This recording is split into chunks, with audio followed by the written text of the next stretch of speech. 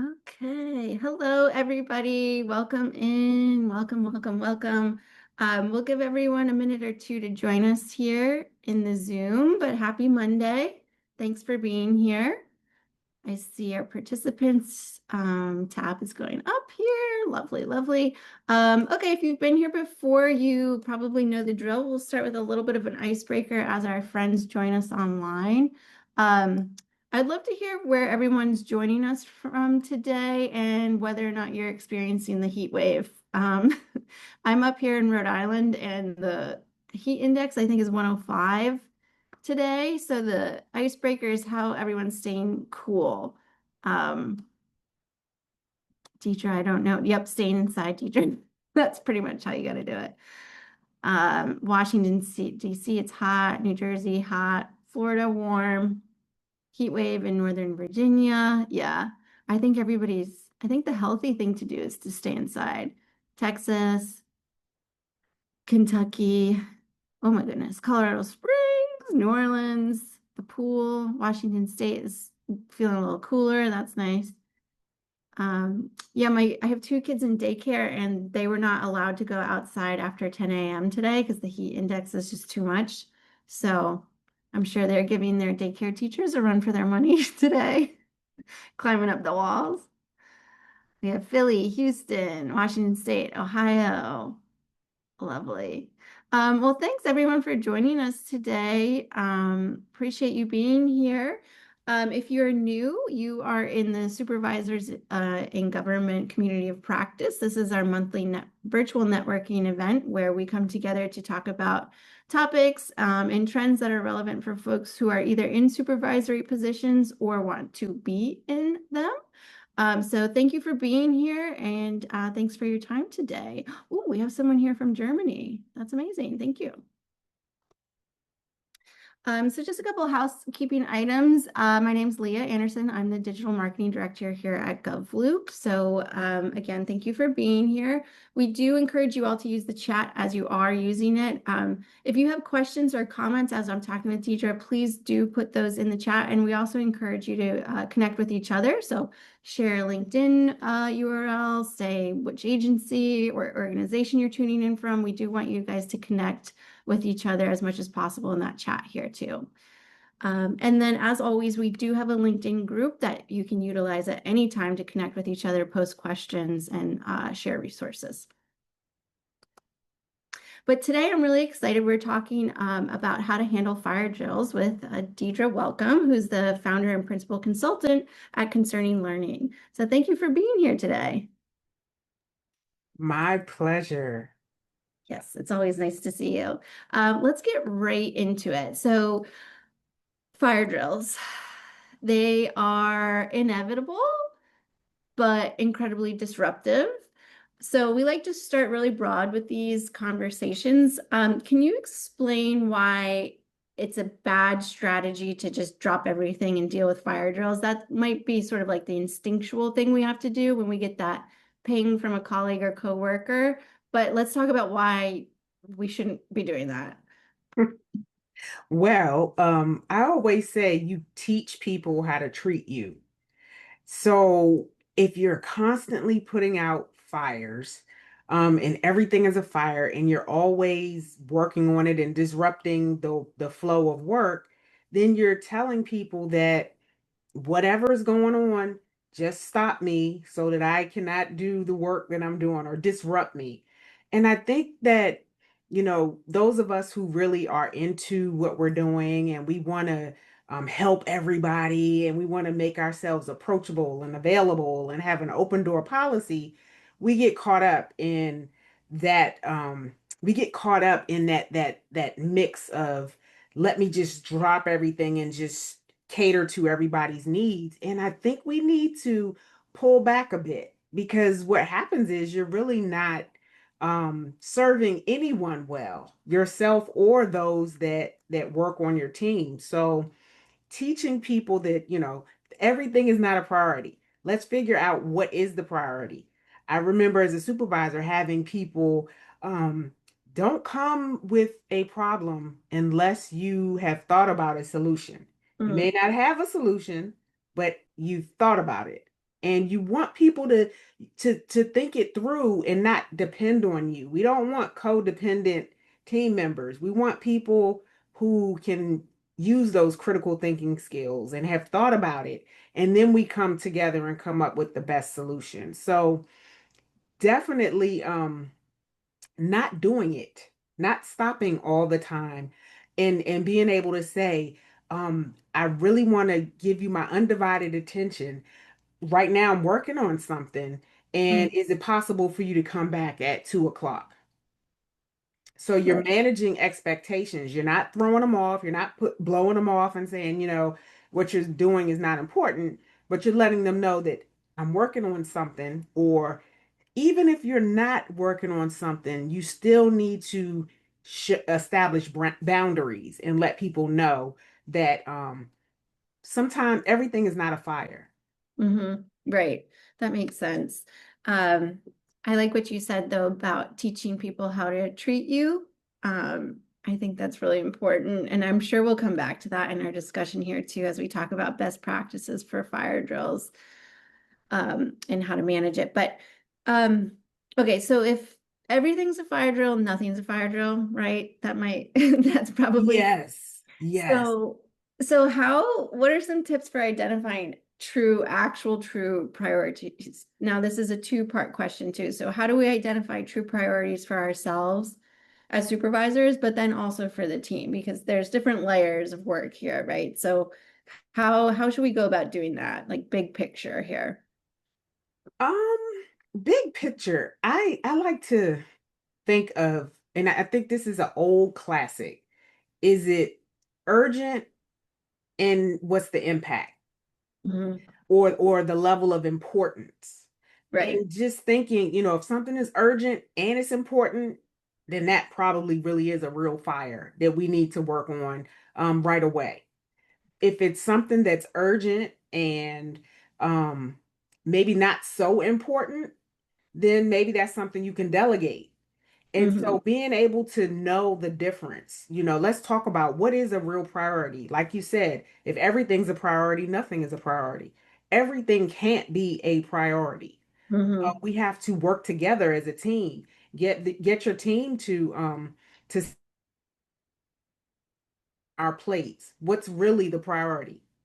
What is the one thing that if we don't do it, things will happen. Bad things will happen. And those are the things we definitely need to tackle first.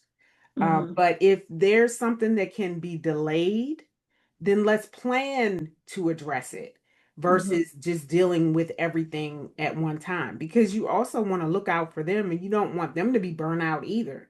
So Hmm. you're conditioning them, you're teaching them how to prioritize and also take care of yourself, Hmm. because you need to prioritize yourself as well.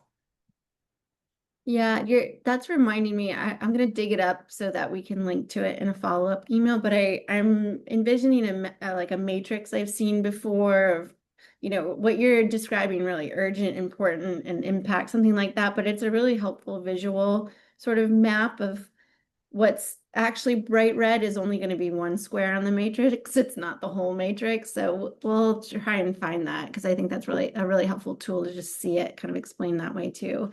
But I have a little bit of a follow-up question for you. If you have someone on your team, maybe who is, let's just say, hypothetically, that this one person is just coming to you a lot, it seems like they're kind of maybe misjudging as everything is a high priority. As a manager or supervisor, how can you kind of communicate or coach them on that a little bit of gently saying, you're kind of reading things wrong a little bit, or, this not everything can be on fire, just that messaging. What would you suggest there? I like to, and I'm glad you mentioned coaching, because this is definitely a coaching situation where you start to ask those powerful questions. And I would ask, one of my favorite coaching questions is, if you were to give someone advice on what they should work on first, what would you tell them? And let them discover Hmm. what it is that is the priority. Because chances are, if you have constantly dropped everything and dealt with their fires, they haven't they haven't thought about it. And so Hmm. that causes them to pause, to reflect, and then have a thoughtful approach to it. Because they may come back and say, I would probably tell them that this can wait until next week. So let's put some time on the calendar so we can plan for next week. And that'll also give you an opportunity to come up with some solutions so we can work better together. Hmm. Yeah, that makes sense. I think that was a lesson I sort of learned on earlier in my career. I was going to my manager with almost everything because I was afraid of maybe misreading something or thinking something that could happen next week was actually really important, and I didn't want to be the one that was deep, you know, I don't know, deprioritizing is not a word for it, but I didn't want to read something wrong. So I think I was bringing everything to her. And she gave me the feedback of what you're saying. Like, I need to see that you're being judicious about the work that you're doing first. But if you need feedback, I'm happy to help you on that. I can steer you in the right direction. But to your point, show me that you've reflected on this and put some thought behind it before just giving me your to-do list and saying, what should I do? Yes, yes. It is especially with newer employees or employees that are a little less seasoned, Mhm. giving them the confidence, letting them know that I trust your judgment. I trust you to think through the solutions and let them know that it is okay to make a mistake. That's the Mhm. one thing that um we sometimes kind of project that, if you do this, then the sky is going to fall. Well, no. Another coaching question? What's the worst thing that could happen? Mhm. And then we work from that. Let's try to prevent the worst thing. But if the worst thing is it'll just wait until a month from now, then is it really a priority? Is it really a fire? And Right. you have time to make mistakes because we can course correct, but in the process, you've learned something new. Mm-hmm. Yeah, I love that. Creating the space to make a mistake or to fail. We know at this point it's like psychological safety 101 that that's what it is. That's what it comes down to, just having that space to make a mistake. So these things are all sort of interconnected, right? Yep, they Um, are. Right. So moving along here, kind of on that same note though, how can supervisors make sure that priorities are communicated effectively? So I think there's different layers here. It's what individual deliverables were, that's something that we're going to coach those folks on. But at a team level, when it does need to come from the supervisor or manager to the team, here are our priorities. What are some ways we can make sure that those are communicated effectively so that we're not confusing things or that it doesn't seem like we are putting out competing priorities. I think one-on-ones are so important. At two things: one-on-ones and staff meetings. Hmm. And staff meetings do not have to be an hour long. You could have stand-up meetings at the beginning of the week where we all talk about the priorities for our team.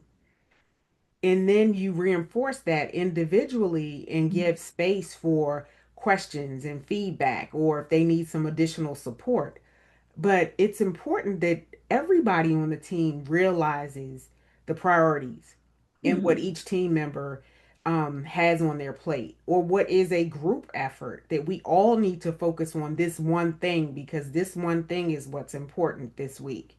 So it's one way to kind of get people familiar and know what the other team members are working on, and perhaps you may have something that is not that's less of a priority and less important, and you can help your team member get something else done that might be bigger.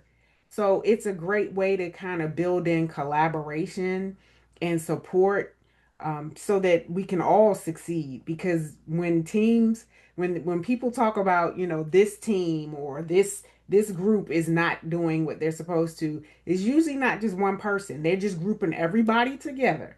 Hmm. So it really builds camaraderie when you work together as a team and you know what each person is doing. Right. Yeah, that makes sense. Um, so sometimes there really are competing priorities. That's just a fact of life. So let's talk about how to handle that when that really is the case, especially again as a supervisor.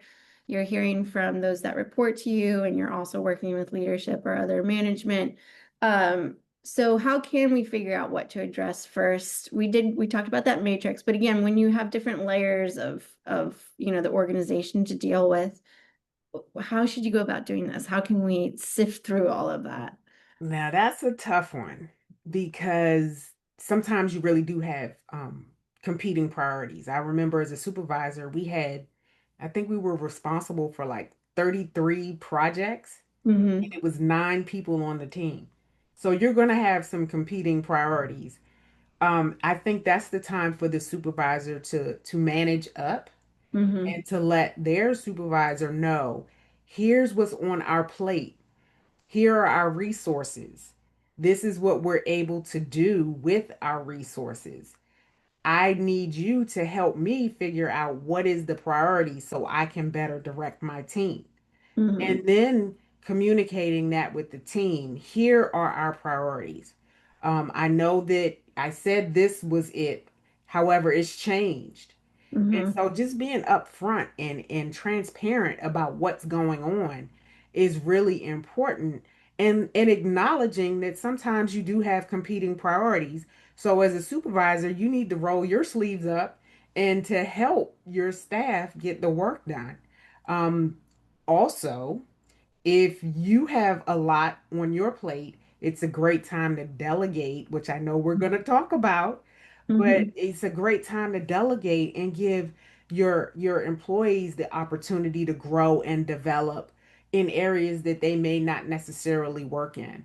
Plus, Mm-hmm. it shows that you trust them and that you're willing to give them opportunities to grow and develop. Yeah, that makes sense too. So the second part of this question is how to communicate timelines to people waiting on deliverables or information. Um, because I'm curious if we're thinking very practically about this, and different personalities come into play. Some of us might relate to not feeling comfortable or not wanting to say, no, I can't do this right now, or no, I need more time. Um, how can we deal with that? If you feel like you're in a position where you can't really push back or say no, what would you suggest doing? I think it's kind of what I said before, laying everything out. Mm-hmm. Here's everything that is a priority, and I'm using air quotes, priority. So, what's really the priority? What do we need to tackle first? There's only 24 hours in the day, and I work 8 of them, or Mm-hmm. or if you want a compressed schedule, maybe 10. And knowing that, there's only so much time, and here's what my schedule looks like, I can't do everything. And I want to give you my best work. So help me prioritize what is most important for my staff, me and my staff to tackle. Mm-hmm. And just being upfront, not waiting until the last minute. Like if Mm-hmm. you know that you have 10 projects on your plate and something is due at the end of the week, giving people a heads up that this may not, can we get an extension? Mm-hmm. Or I'm not going to be able to do this. Is it possible for us to find someone on such and such's team to work on this? So managing expectations is really important. It's not it's not enough to just say, "Oh, I didn't have time." No, Right.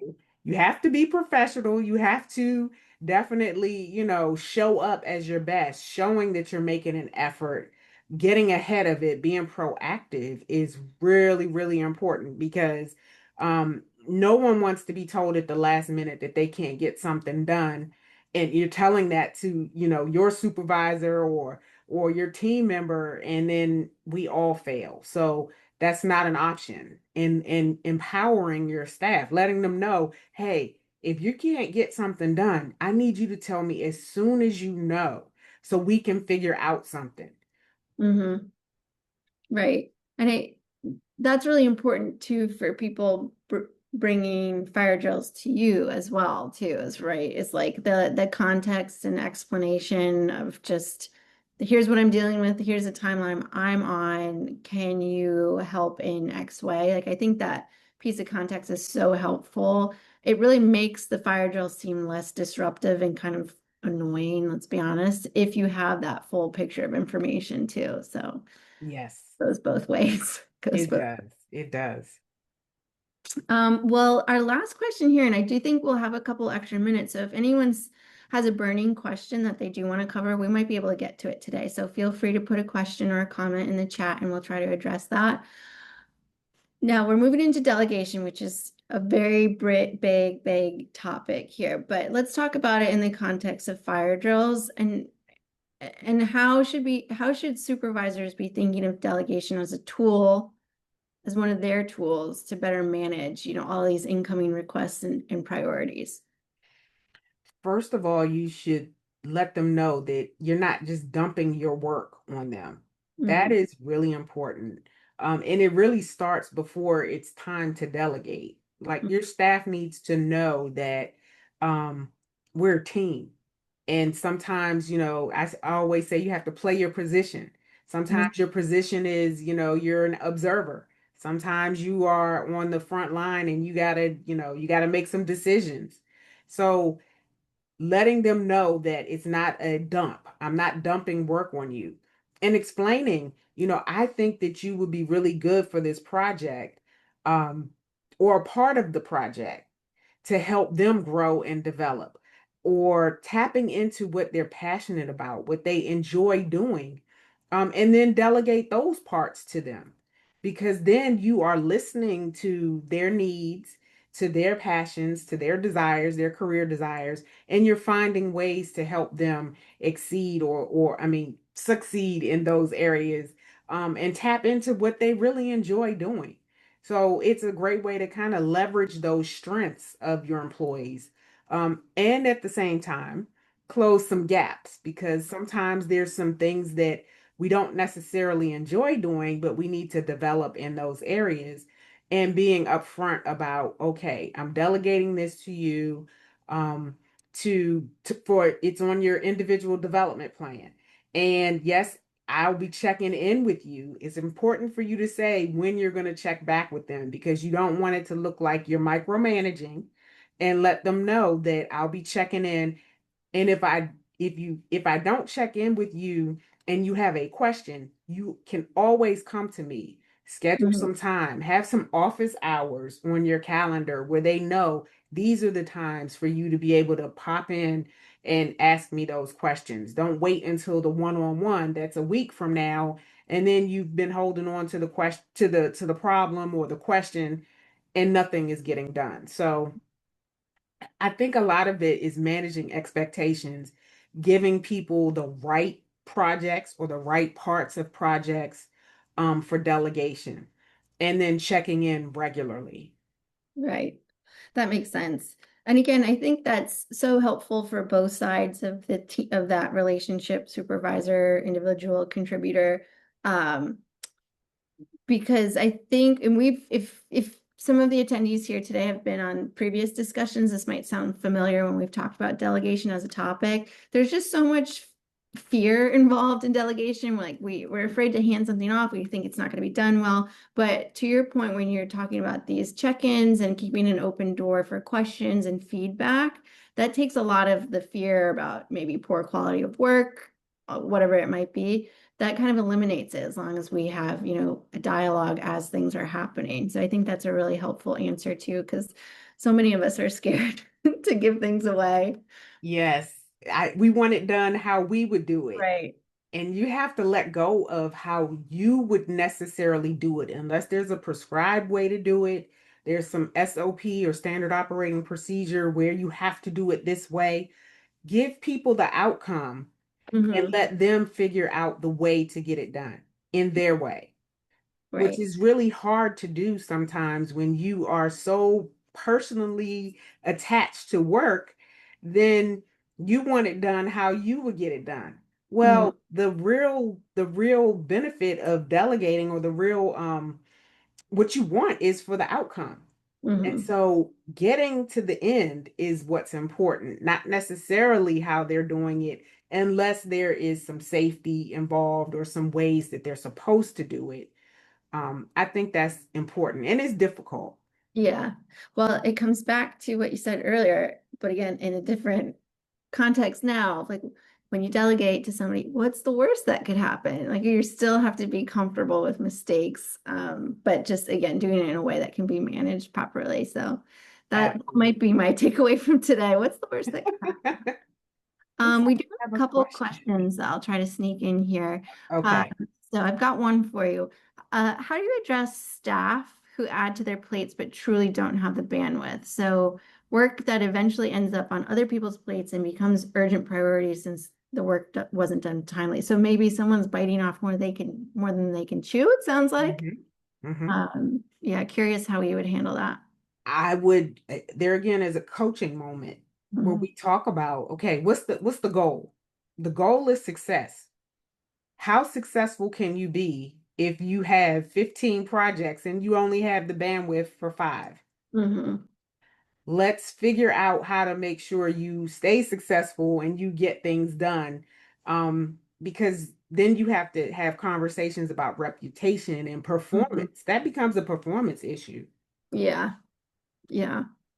A couple other questions here. How do you manage a team member being disgruntled about the delegation or role they've been given during the fire drill and talking negatively within the group after the dust settles, even when an open door policy has been communicated and have given them the license to complete the work they wanted to get it done? So it sounds like we just have maybe a negative person in the bunch Yeah, that disrupting we the need a process. whole session on that Yeah. one. Yes. Because I have lots of experience with that. um, Sometimes people are not excited about their work projects, and that is okay. Still managing performance. This is where it's important that you set, the measures, the standards of performance. What does success look like? You have to communicate that. You have to let them know that you're supported, and you have to hold them accountable. And sometimes they may not like it. So it's okay if you're disgruntled. However, on our team, when we have challenges, we discuss them. So you're managing expectations. You have to let people know what's expected and what's not accepted. And Mhm. that's important. Like I said, that's a long conversation because um you can't control how people feel. Mhm. You just control that the work gets done. And Right. so you have to manage performance. Right. And I liked how you put it earlier too, with we all play different positions on the team. So during a true fire drill, you might have to step outside of your daily responsibilities to get something handled. So I think that's a really great way to put it too. Like, I'm sorry you didn't like what you had to do today, but we do operate as a team and all of us step outside of those roles. So I think that's helpful framing as well. Um, I think also one last thing to that, modeling that, mm, because you have to also walk the talk. sure. Sometimes you have to roll your sleeves up and get involved and do work and help your team as well. 100% agree with you. We have a final question here from Dan. So Dan's question will close us out here. And he says sometimes the challenge with handing off work is that right, going back to delegation here. So sometimes it takes longer to hand off a task, to explain it, to manage the outcome. So I definitely see that as a barrier. I think a lot of people think that way too as a barrier to delegation. It's just easier if I do it myself. So any advice for addressing that one piece here? Just the self-care. If you're always doing it, then you're going to burn out and then you're Hmm. not good for anybody. Yeah. So you definitely need to manage that and change your way of thinking. Is it that they're not doing it your way or is it that they're taking too long? You have to build that in. So the more you delegate, the more you have time for those coaching conversations. Hmm. Yeah, and I would just add too, I think if you're thinking about it in long-term growth, it might take an hour this week to hand something off, but over time, you should recoup that time back. Once they learn how to do it, they become faster at it. So over time, hopefully that does sort of even out. Yes, and that's a great point. Yeah, recording the steps so they can watch it later. Here Yeah. it is. Record yourself. You can record a meeting and they can come back to it later. So I Absolutely. love that.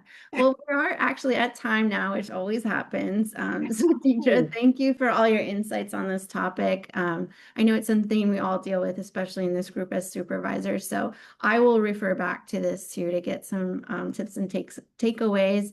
And as a reminder to everybody in this group, you'll get a follow-up email from us tomorrow with the recording, the slide deck, and then some relevant resources as well.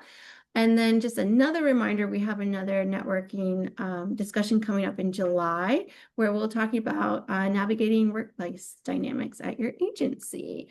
mhm. So, Deidre, thank you so much for your time today. I always learn a lot from you. And to all of our attendees, thank you for your time and joining us. And we hope to see you back here in July. Thank you. My pleasure. Okay, bye-bye. Bye bye.